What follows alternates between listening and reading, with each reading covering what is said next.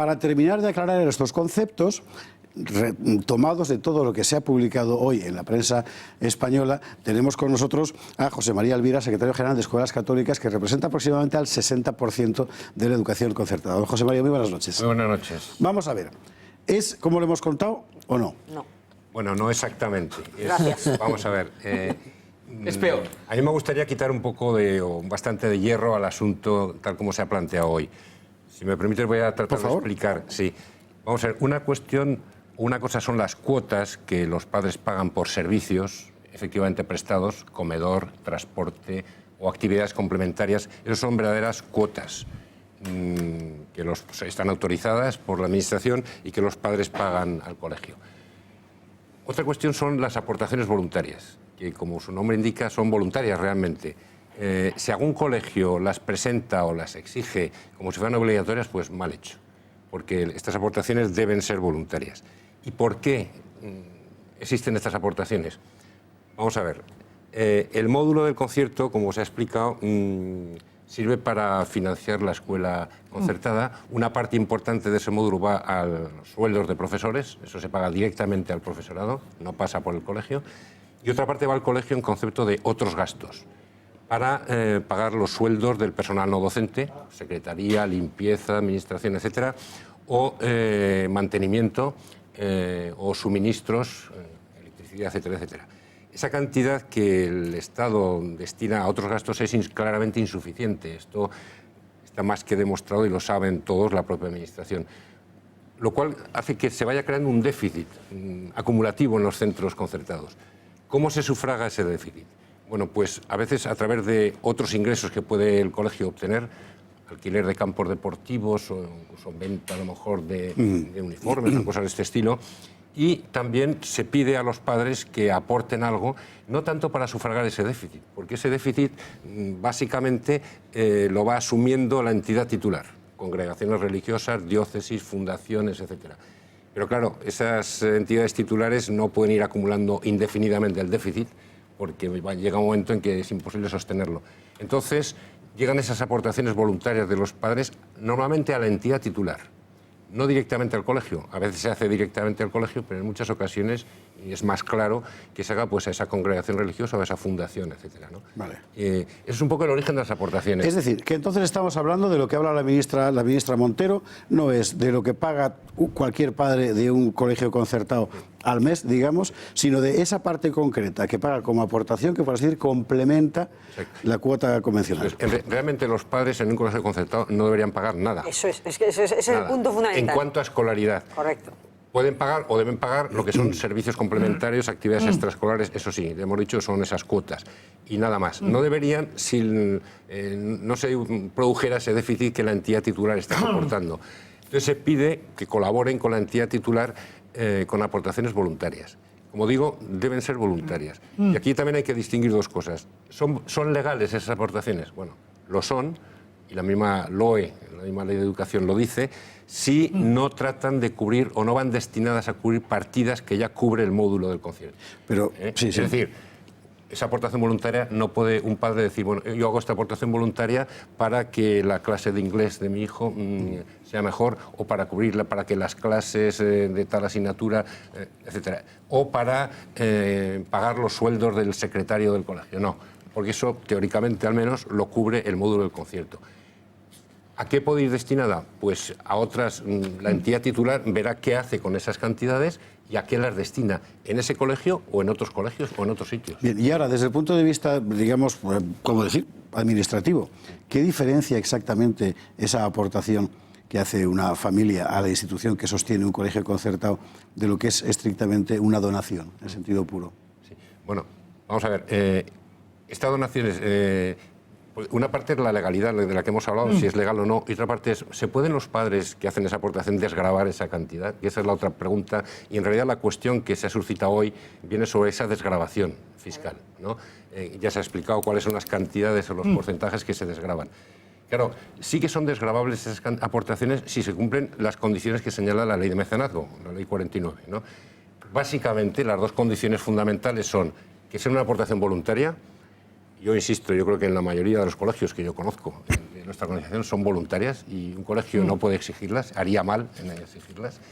Y la segunda condición importante es que no supongan una contraprestación. Es decir, no se hace una aportación para que mi hijo pueda utilizar la piscina del colegio o pueda hacer tal cosa. Entendido. O sea, si va destinado a una contraprestación que recibe el hijo, el alumno directamente, no es desgravable. Es desgravable si la aportación va a fines genéricos de la entidad titular.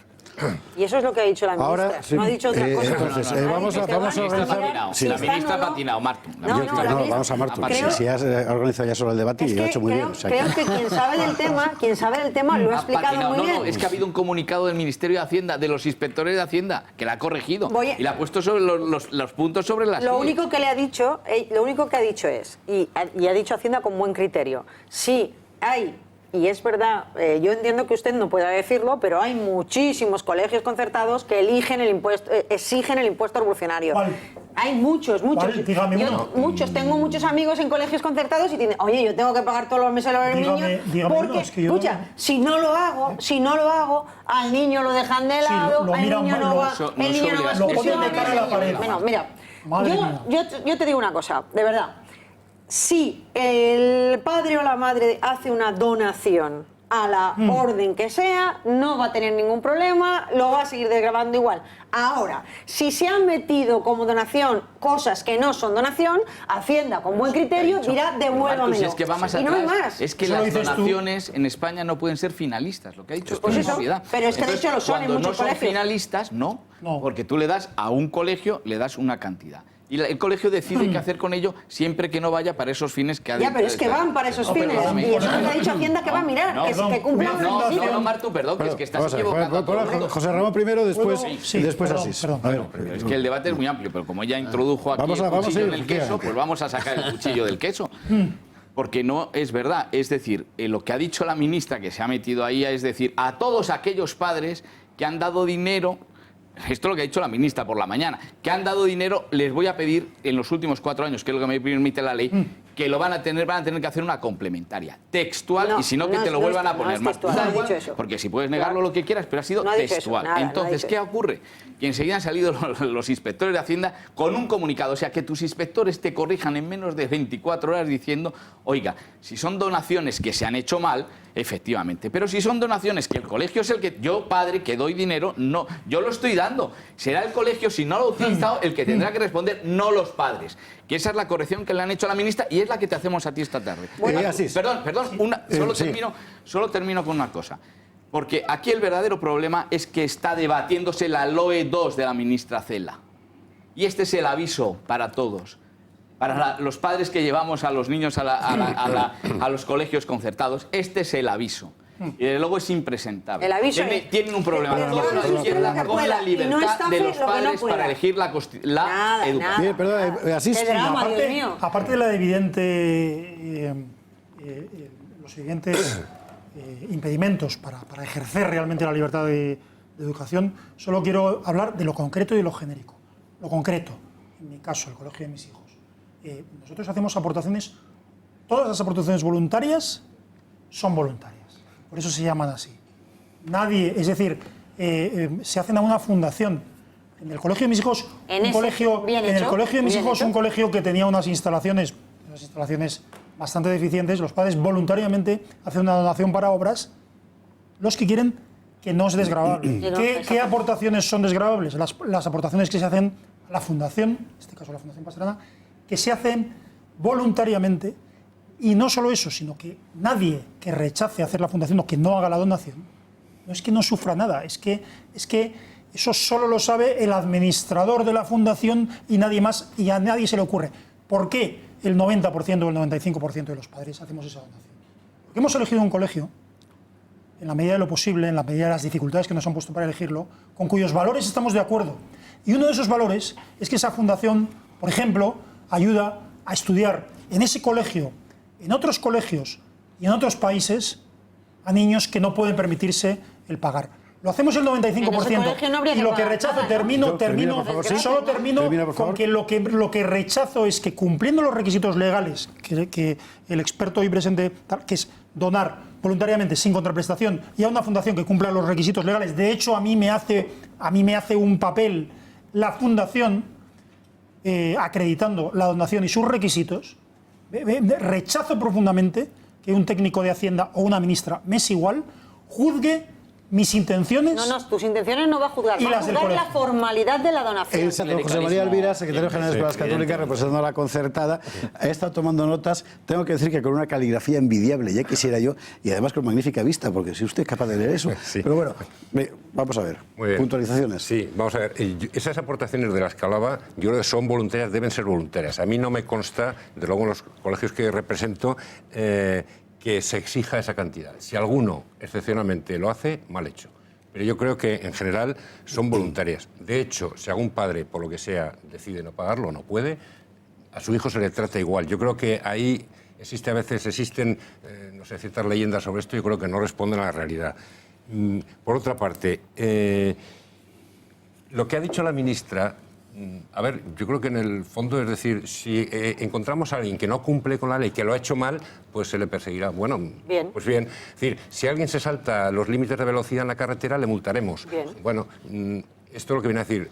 Pero yo quiero decir también, para tranquilizar en la medida de lo posible a las familias y en general a los centros, que yo creo que la política del Ministerio de Hacienda y de la Agencia Tributaria no ha cambiado o no va a cambiar. Yo entiendo que no va a cambiar en este sentido, y las noticias que nos llegan y que hemos recabado del Ministerio de Educación y del Ministerio de Hacienda hoy y en los días pasados, cuando se suscitó esto hace unos meses, son siempre las mismas. La ley no ha cambiado y la política de aplicación de esa ley no va a cambiar. O sea, que en ese sentido estamos tranquilos, y yo ya haría un llamamiento también a la calma, a la tranquilidad y a que se hagan las cosas bien.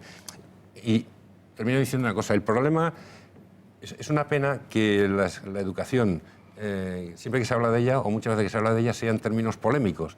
La educación es un asunto que en España da la impresión de que no está resuelto como una cuestión de Estado en la que la mayor parte de la sociedad estemos de acuerdo.